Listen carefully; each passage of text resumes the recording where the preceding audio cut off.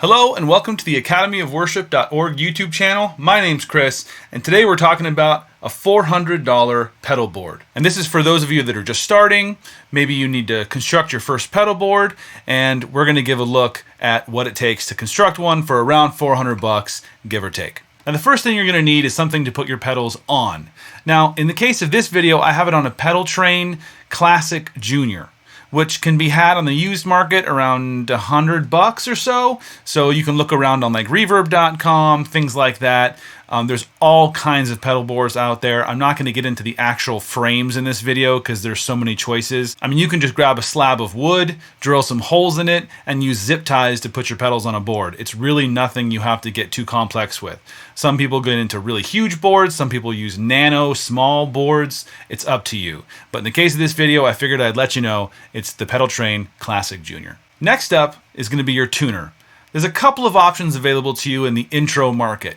The first is, of course, the tried and true classic Boss tuner, the TU2. And they have the TU3 on the market now, but the TU2 can be had for around 40 bucks on the used market, again using reverb.com. So check it out.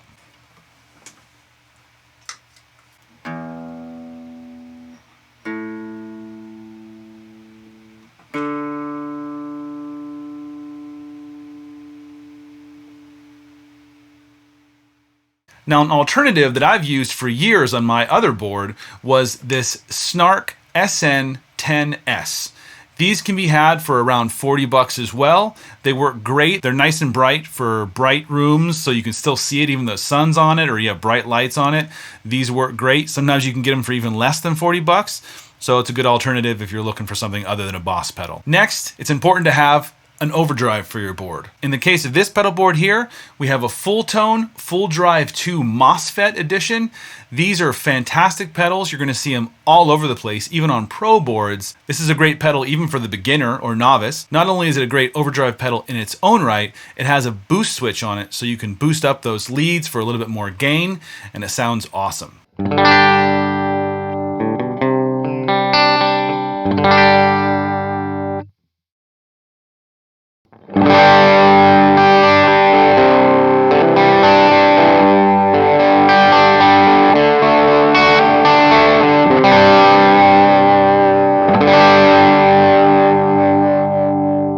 The full drive 2 can be had on the used market for around 80 bucks on reverb.com and other places, so go search around and find them. They're really fairly inexpensive and they're fantastic sounding.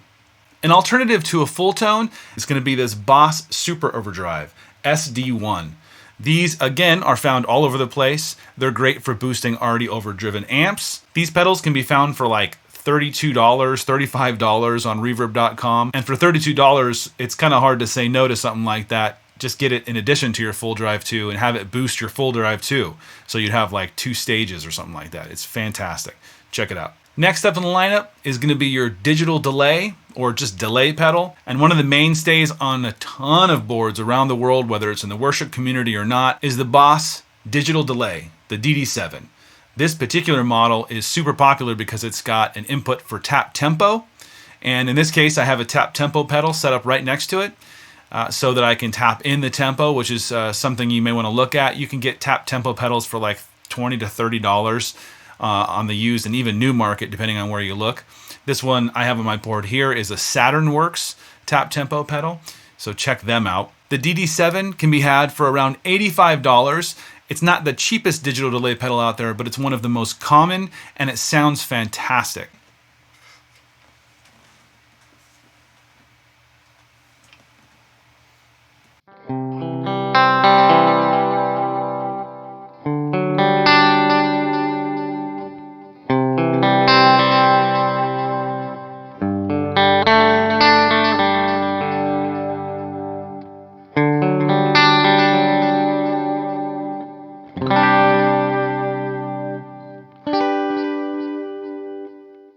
Now, one alternative to the DD7, if you want to go even cheaper and you are on a budget, is a Joyo D-Seed. Now, I don't know if they manufacture these anymore, but I do know they're available on reverb.com. You can find them for around 50 bucks. You can have 2 presets and toggle between them, and it's got a tap tempo. The tap tempo is a little funky. You got to step on both pedals at the same time to get it to go. If you're interested in this pedal, I actually have another video from way early on that actually reviews this pedal, so go check it out and you can see what it's capable of. But it's a fantastic budget alternative to the DD7. Now, last in the chain is usually a reverb pedal. It doesn't have to be, but in this case it is. And I chose the Boss RV5 digital reverb pedal. It's a classic across the board. You've probably seen it on professional pedal boards alongside beginners pedal boards. It's because the pedal's so durable, reliable, and fairly inexpensive. You can find these on the used market for around 80 bucks. They're well worth the money because they're going to last forever and they sound fantastic. Check it out.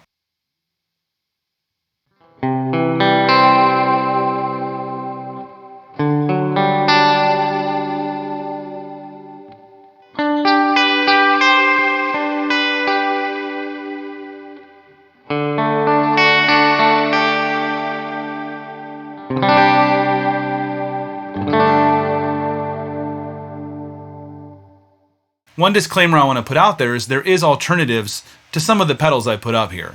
Now, I chose the ones that I knew would be best for a pedal board, for a beginner, for someone who's not a gear snob and needs the most expensive thing right out of the gate, but also wants quality and durability. So don't take my recommendations as the end-all be-all of pedals that you have to have, but I guarantee that if you choose these pedals, you can't go wrong. Now, it wouldn't be a full pedal board if you couldn't power your pedals.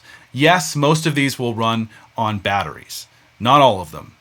But most pedal boards need clean power, need reliable power, and something that's going to last a lifetime. On this pedal board, you can see a Voodoo Lab Pedal Power ISO 5. It's a great starting unit for your pedal board if you just need some simple power. You don't need a ton of outputs for the power.